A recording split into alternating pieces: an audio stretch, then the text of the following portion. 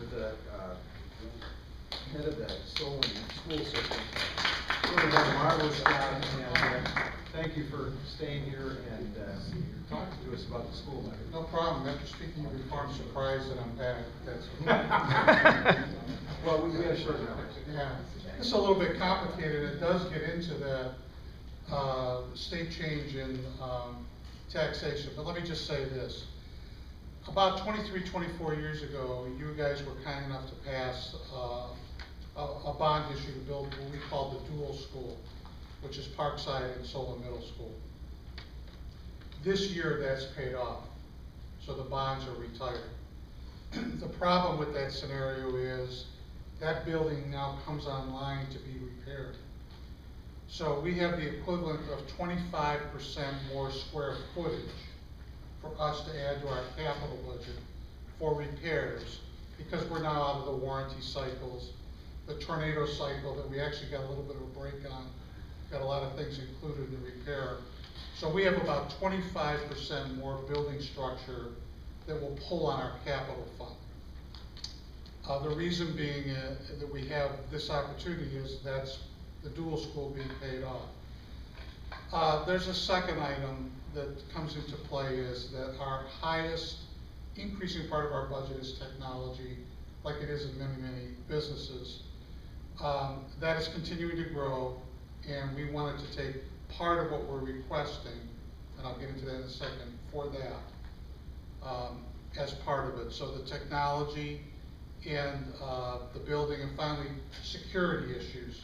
We've done a lot of work since the shootings at Sandy Hook, and it has become our belief that if you look at every one of these issues, there are issues with the entrances, both the main entrance and other entrances. Any egress in a building will never stand up to somebody that wants to get into a building.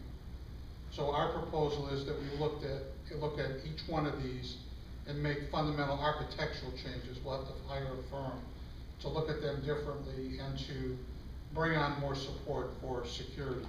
So the three reasons are more buildings to update, they are technology, and they are security. Now, we have $1 million going off the ballot that we paid off the debt for the dual school, and we're requesting 0.8 go on the tax roll. So we thought we were all set and good, and about 800,000 is about what we needed, and then the legislature changed their rollback issue. So if you were to vote no, about $28 per 100,000 of valuation, you would escape paying in taxes. So if you have a $300,000 house, it would be what? 3 times 28 is $80-some thousand. You were never a teacher, were you? No, I wasn't. But we will put 0.8 back on. So the net difference, if you decide that this is worthwhile, will cost $3.50 per 100,000. So $10.50 a year. Now, reminding you that you're giving up the reduction that $1 million would have done. But for it, we're putting that towards the issues that we just talked about. Tell us a little about the technology side of it. Technology is, it's moving so, we're moving so fast, we've actually had to put in some parameters not to move so fast. We can drain our entire budget on it. So we have started, we do much in the elementary, but Orchard, if you have children or know someone at Orchard, that's really where it kicks in, and it goes beyond that. You have to do things like increase bandwidth, and so many more users are on there than we ever even dreamt about 10, 15 years ago. Those are the reasons that we're asking to do this.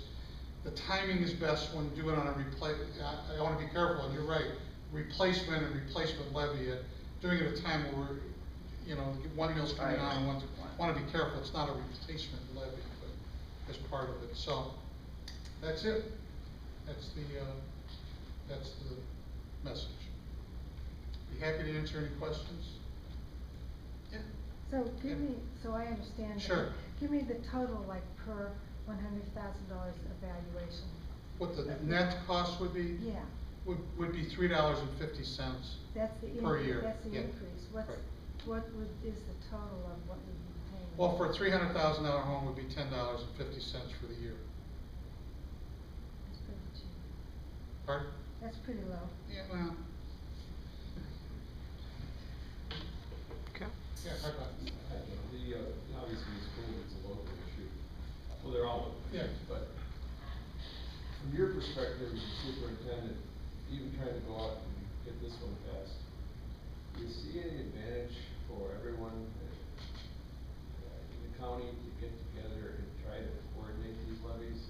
Because here's the case, where everybody's going out to get their own, but as someone said, you have 4 levies on there, and especially with the Health and Human Services one, when you add up those 4, it becomes real money, and you run the risk of people perhaps either picking or choosing or voting no. Do you see some type of central coordinating agency that might want to talk about this and make it easier on everyone rather than have a situation like this this fall? I don't know if it would happen locally, but I thought that's what the legislature, Jack, you're involved with some of that, was trying to do in limiting the opportunities. Did you see that on special levies and decrease the amount? I think that was part of the concept behind it, so that you could schedule these different, schedules probably the right word, but schedule them differently. But you raised another point which clicked something with me, Bob. That is, just want to talk to you about general operating, the big levies, the ones that cost a lot of money. Right now, it's not even on the horizon. I want you to feel confident if you go with us on this, that we're not going to be back next year or the year. We're in very good shape, and hopefully to be that for more than what anybody ever has been here before. So we're good there. That's the one that hurts the most in terms of cost. This one will help, though. This will actually help delay that and keep the funds out of the general fund, expenditures out of the general fund. A comment. Yeah. I was really disturbed with the article that came out in the paper, because it came out that we've got this expiring capital levy, and it was written, says, aha, since we've got one coming off, why don't we put this other one on? Right. That's exactly what it sounds like. So, Okay. whoa, I'm just saying, you guys are well known for your advanced planning. Right. And we would have anticipated that already in position were plans for the necessary levies coming up. So it looked to me, at least initially, like, well, here's a nice tax grab. We can go ahead and sneak this one through, nobody's gonna know the difference, because it's only gonna go up $3 or $10. Actually, it's gonna go up about 90. Well, one, Because one we would have- ninety, we would have yeah, you gotten would have given up, for 80 what you back. give up, right? Okay. But So it just was, that bothered me, yeah. well, Well, let me just certainly didn't explain sound to you, very but good it when really came out. coordinates with the retirement of the other debt. Well, I know it, but I mean, like I said, I would have expected that you already had plans for all these necessary capital increases and other increases, and I grant you that the state consistently likes to throw you curveballs, so I'll. Well, they throw us a just $2,200,000 say, curve. You need better press, okay? All right, maybe that, maybe that. Okay. All right, thank you. All right, thank you all. Thanks, Joe. Come out of here. Thank you.